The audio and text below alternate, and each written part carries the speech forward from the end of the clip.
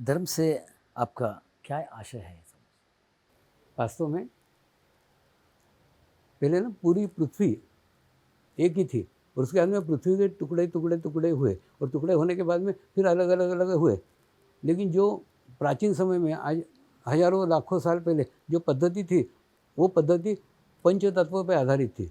तो वो पद्धति आज भी विद्यमान है। माने अमेरिका में जो है ना वो भी लोग उसी पद्धति से ध्यान करते हैं। न्यूजीलैंड में माओरी जाति के लोग हैं उसी पद्धति से ध्यान करते हैं। अमेरिका में रेड इंडियन करते हैं, भारत में आर्य करते हैं। दूसरा एक द्रविड्स करके जाति है, वो लोग यूके के अंदर वो पद्धति से ध्यान करते हैं, यानी पंचमहाभूतों को भगवान मानते हैं।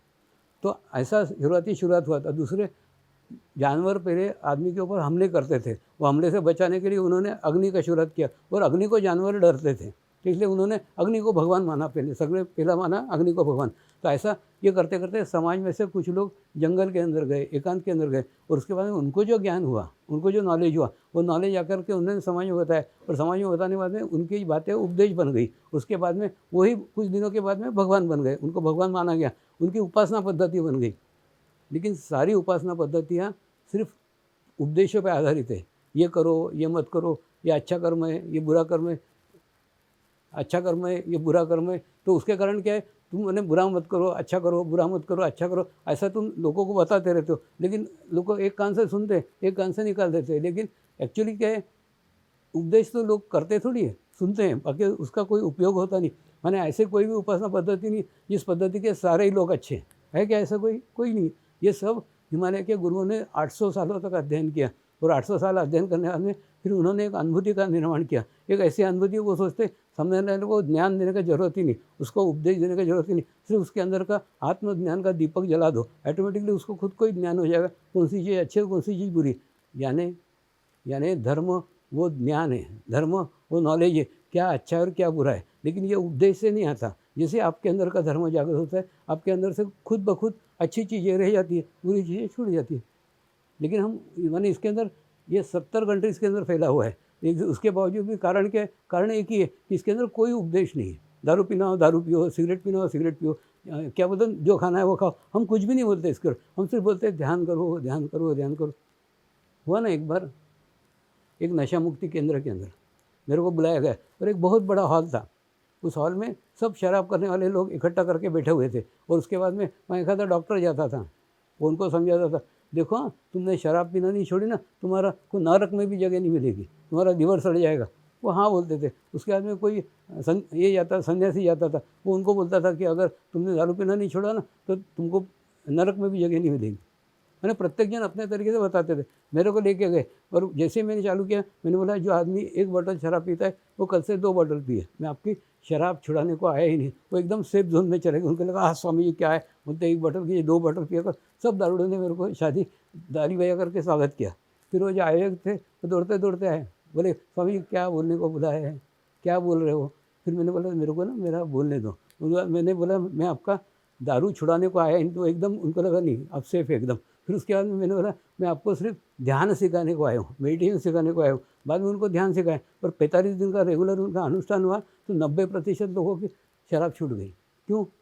क्योंकि जो बीज लेकर के आए थे हिमालय से, वो हिमालय के गुरु के वहाँ बैठ के दारू पी रहे हैं क्या? नहीं ना। तो ऑटोमेटिकली उनका जो बीज लेके आए वो तुम्हारे में डाला और उसके बाद में वृद्धिगत हुआ, तो वही रिजल्ट आएगा जो उनके पास है। मैंने आपके इसके अंदर एक अच्छे आम का बीज डाला है, उसको आम ही आएंगे ना, उसको बोमल के कांटे नहीं आएंगे। लेकिन तब तक मैं बोलूँगा पानी दो, पानी दो, पानी दो, पानी दो। वैसा है प्रकार कि धर्म यानी वो ज्ञान, धर्म यानी वो नॉलेज, क्या अच्छा है और क्या बुरा है। लेकिन ये बाहर से देखिए कभी नहीं हो सकता। तुम्हारे अंदर ही धर्म है, सिर्फ उसको गुरु जागरूक करता है। जागरूक करने वाले तुमको ही ज्ञान हो जाता है क्या अच्छा है और क्या बुरा है। तो इसलिए धर्म यानी वो एक ज्ञान कि जिसके कारण अच्छा और बुरे का नॉलेज आपको हो जाता है। सदगुरु से आप क्या आशय है स्वामी जी? अभी करीब 2 महीने पहले मैंने एक वीडियो शिविर किया था। वो वीडियो शिविर अमेरिका से रिले हुआ था। 5 अमेरिका के शहरों ने उसको पूरे विश्व भर में रिले किया था। अच्छा, वो शेगांव के गजानन महाराज हैं, उनके सारे भक्तों का वो शिविर था। तो मैंने उनको बताया कि मेरे को जो अनुभव है, मेरे ये अनुभव है कि हिमालय में प्रत्येक गुरु उसके पास जो कुछ रहता था वो लेकर के वो अगले गुरु के पास भेज देता था। अगला गुरु उसके अगले गुरु के पास भेज देता था, उसका अगला गुरु उसके अगले गुरु के पास भेज देता। मतलब कोई भी पकड़ के बैठता ही नहीं था कि मेरे पास रहे, मेरे रहे, ऐसा नहीं। वो उनके पास जो कुछ ज्ञान था वो दे करके आगे बढ़ा देता। क्यों? क्योंकि वास्तव में ना ज्ञान में से भी मुक्त होना पड़ेगा। तो वैसे वो ज्ञान में से मुक्त हो जाते थे खुद और आगे बढ़ा देते थे। तो ऐसा ही चलता रहा। ये मेरा हिमालय का अनुभव है। आपको हिमालय का अनुभव नहीं है, लेकिन आपको व्यवहार का तो अनुभव है ना, कि जो प्राइमरी में थे उसको फिर प्राइमरी में रखता है क्या टीचर ज़िंदगी भर? नहीं, उनको मिडिल में भेजता है, मिडिल वाला हाई स्कूल में भेजता है, हाई स्कूल वाला कॉलेज में भेजता है। यानी शिक्षण के अंदर भी कोई टीचर, कोई शिक्षक अपने पास नहीं रखता, उसका आगे बढ़ाता। तो तुमने 25 साल से गजानन महाराज को पकड़ के रखा है और गजानन महाराज ने तुमको 25 साल से पकड़ के रखा है। क्यों? तुम्हारी प्रगति क्यों नहीं हुई? तुम्हारा प्रोग्रेस क्यों नहीं हुआ? उनको मैंने बोला कारण तुम ही हो। कारण ये कि तुमको तुम्हारी योग्यता दिखानी पड़ेगी ना। जब तुम प्राइमरी में दिखाओगे कि हम मिडिल स्कूल में जाने के योग्य है, तो आपको गुरु मिडिल स्कूल में भेजेगा। वैसे आपने ज़िंदगी भर 25 साल तक उनसे भौतिक चीज़ें मांगी, ये मिलना चाहिए, वो मिलना चाहिए, समस्या दूर होनी चाहिए। तुमने जो कुछ मांगा वो इस जन्म के साथ समाप्त होने वाला है। तुमने ऐसा कुछ मांगा क्या कि मुझे आत्म साक्षात्कार चाहिए, मुझे आध्यात्मिक प्रगति चाहिए? कभी मांगी नहीं। तो तुमने इच्छा करी, वो दे नहीं सकते ऐसा नहीं, दे सकते, लेकिन तुमने मांगा नहीं ना। और मांगा नहीं तो क्या हुआ? तुमको कभी मिला नहीं। समाधिस्थ गुरु वो स्थान है, वो जगह है जहाँ से जीवंत गुरु तक पहुँचा जा सकता है। तो सद्गुरु जो है ना समाधिस्थ है, उनके बाद आप जाकर के देखो ना, आज आपके जो दर्शक जो सुन रहे हैं वो जिस समाधिस्थ गुरु को मानते हैं, उस समाधिस्थ गुरु के पास जाके प्रेयर करो, मुझे आत्म साक्षात्कार चाहिए, मुझे आत्म अनुभूति चाहिए, मुझे आध्यात्मिक प्रगति चाहिए। ऐसा आप मांग के देखो, आपके गुरु जीवन में एक जीवंत गुरु आएगा जो आपको आत्मज्ञान दे सकता है। एक बार मैं कनाडा जा रहा था और मुंबई के एयरपोर्ट पे सिक्योरिटी वगैरह खूब मेरे को काफ़ी कोऑपरेट करते। तो एकदम लास्ट केबिन के अंदर मेरे को बिठाया था और बिठाया ही हुआ था। और उसके बाद में एक पुलिस इंस्पेक्टर बैठा था, पता नहीं उसको क्या झटका है, वो आया और मेरे को बोला मेरे सर के ऊपर हाथ रखो और आशीर्वाद दो। मैंने बोला मेरे को तेरे को आशीर्वाद देने में कोई समस्या नहीं, मेरे को समस्या है तेरे को सहन होगी कि नहीं सहन होगी। तो वो मानने को ही तैयार नहीं था। एकदम पास में आया, दोनों पैर पकड़ लिए, चबक चबक चबक दो, और अच्छा धष्ट-पुष्ट पुलिस वाला था। मैंने बोला अब ये पैर छोड़ेगा नहीं। मैंने बोला पैर छोड़। बोले नहीं पैर नहीं छोड़ूंगा जब से सर पे हाथ नहीं रखो। कि मरता क्या नहीं रखता, उसने सर पे हाथ रखा। जैसे सर पे हाथ रखा उसने ड्रेस के अंदर वहाँ साष्टांग दंडवत डाल दिया और खूब जोर जोर से पागल सरीका रोने लग गया और खूब जोर जोर से हंसने लग गया। तो मेरे पास में एक पत्रकार बैठी थी, वो पत्रकार बोली स्वामी जी ये क्या आपका शिष्य है क्या? मैंने बोला नहीं रे बाबा, इसको तो मैंने आज ही देखा है। फिर उसको पूछा क्या पागल सरीका रो रहा है और क्या पागल सरीका हंस रहा है? उसने जो उत्तर दिया ना, वो उत्तर बड़ा मार्मिक है।